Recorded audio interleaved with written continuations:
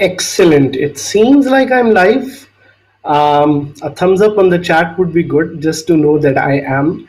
This is my first time trying this platform, which I'm getting a lot of thumbs up, so I think I'm live. Perfect.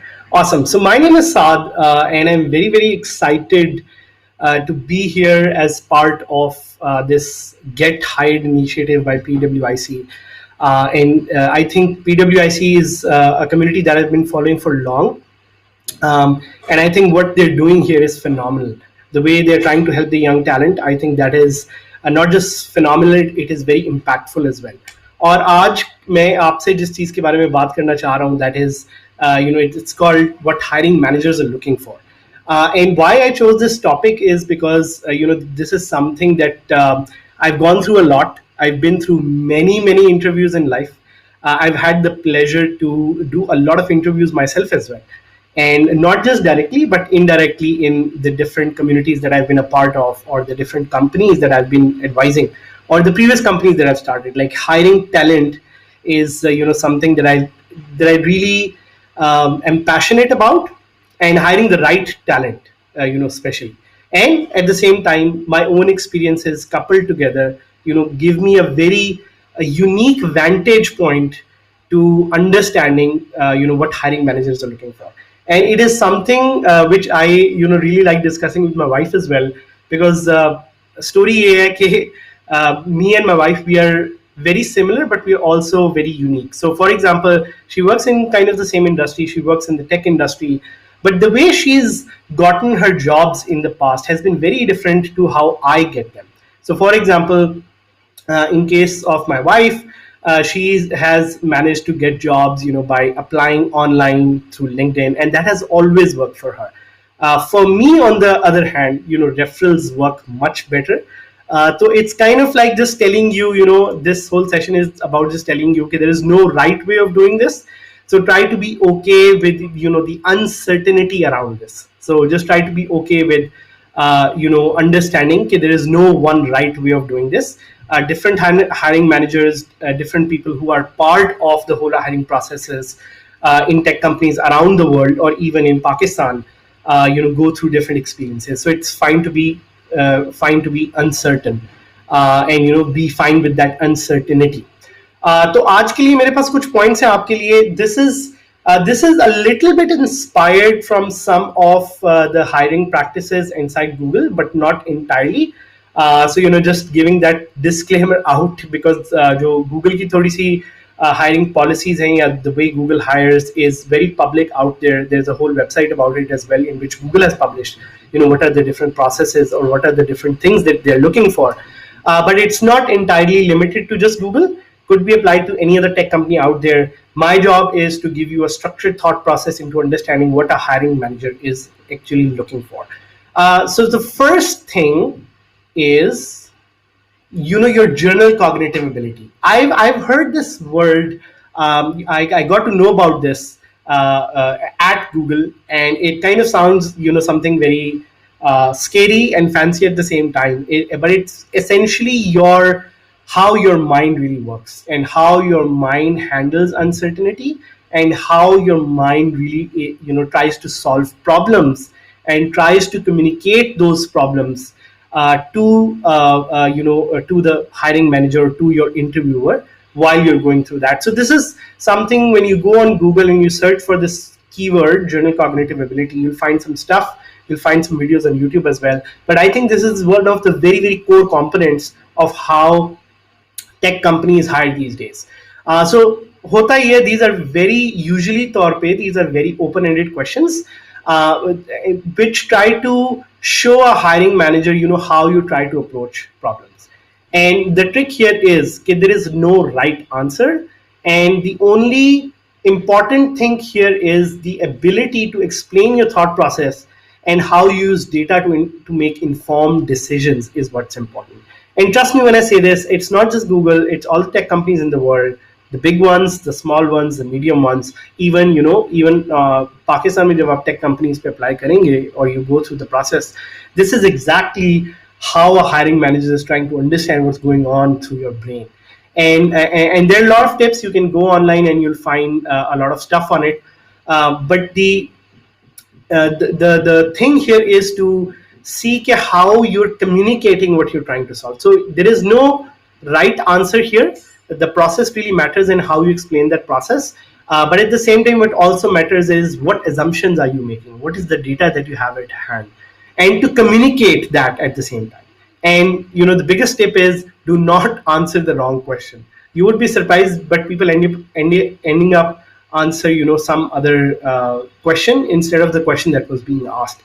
So a lot of you might have this question: okay, what is the type of questions that we might get in general cognitive ability, or to get your general cognitive ability GCA tested? So it would be a question like, hey, I want to invest in Pakistan. That's it. That's the question. So it's a very open-ended question. How would you go about doing that? And what are the assumptions that you're going to make? What are the questions that you're going to ask? Asking clarifying questions is a good idea, especially with GCA kind of questions. So this is just a flavor for you, just for you to know, like, why GCA is important. I've seen every tech company more or less practices this. So it's okay. It's very important to be comfortable with this process. And this is kind of one of those monsters, as I call it. If you've not been through this process before, so you might take some time to get acquainted with the whole process, and it's very important to do that. So first one, general cognitive ability. Second one, role related knowledge, to make sure that the candidate has the experience, background, and skills to set them up for success. So what this usually means is, okay, if you are going into project management, that you should know about the PGM ladder. If you're going into product management, that you should know about the product management ladder. If you're going into product marketing, that you should know the difference between product management and product marketing.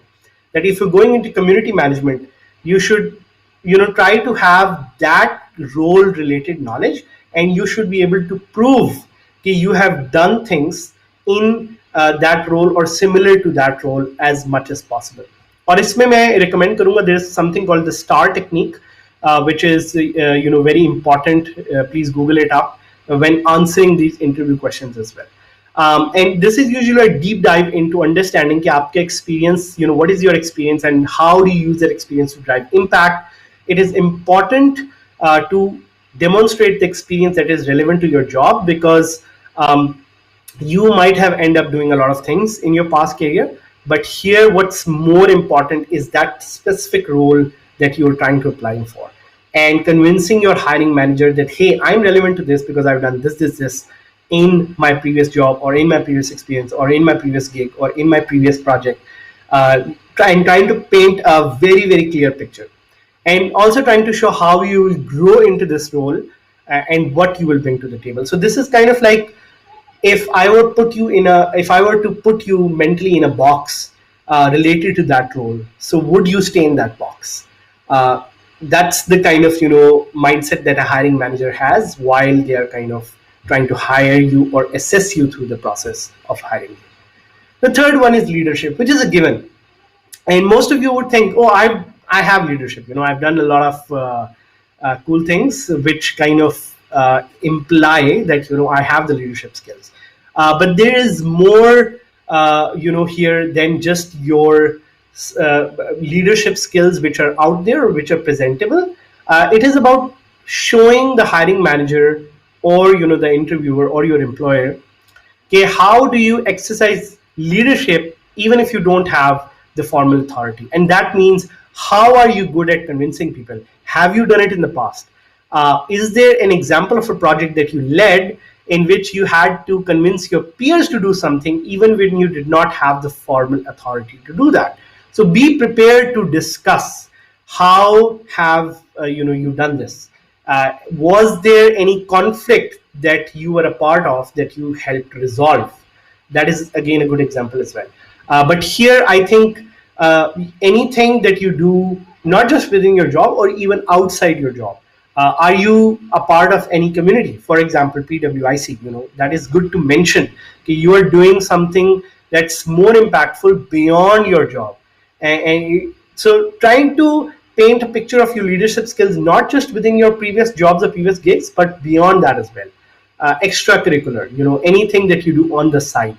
and what did you learn from that? What was the outcome from that?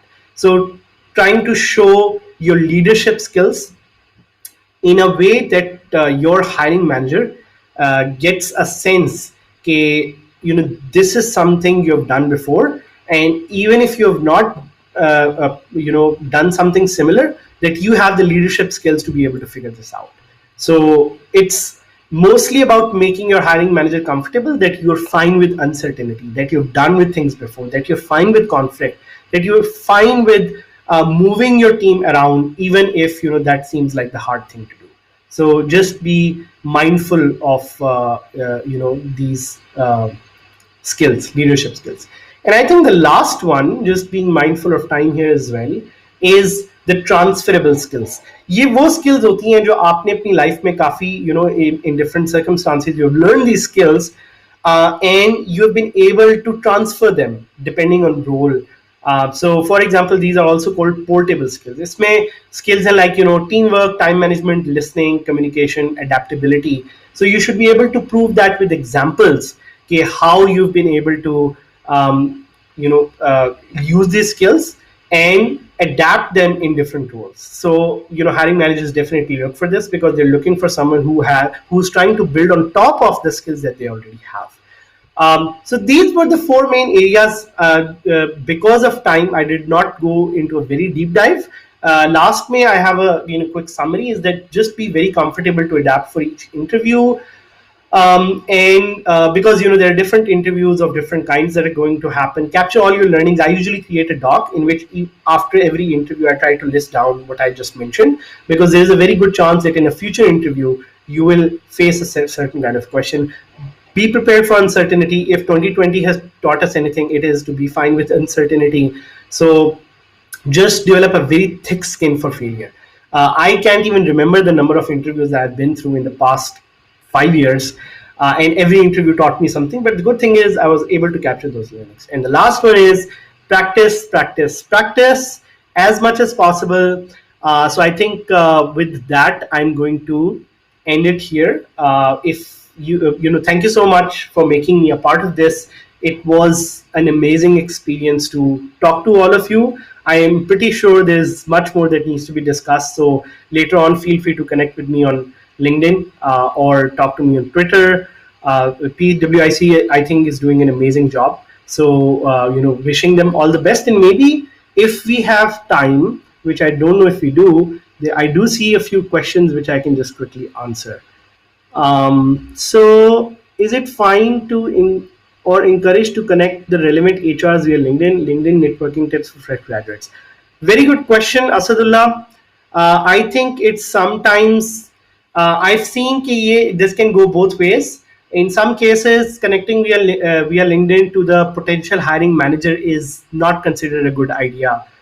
So I would personally not recommend it. So just be very, very careful with this. Because not everyone is fine with this kind of thing. So just talk to the recruiter or talk to the person who you're talking to. And last quick question: sometimes the candidate has the relevant skills, knowledge, and experience, except the degree in the relevant skills, like business. How one should go about? So, acha, isko approach kaise karna hai? So, see, most of the tech companies, they don't really care about your degree anymore, unless they've specifically mentioned, like, hey, we want an MBA in finance and accounting. And in some cases, like for example, if you're going for a finance job, you would need that degree. But other than that, like for software engineering, you don't need degrees anymore. As long as you're able to prove that you have the relevant skills, knowledge, and experience, you can just go ahead with it. And the questions are coming in, but I don't know if I'm taking more time. But unless I'm stopped, I can maybe just answer them meanwhile. How should fresh graduates go about job finding, because most companies require relevant experience? How do you acquire the relevant experience?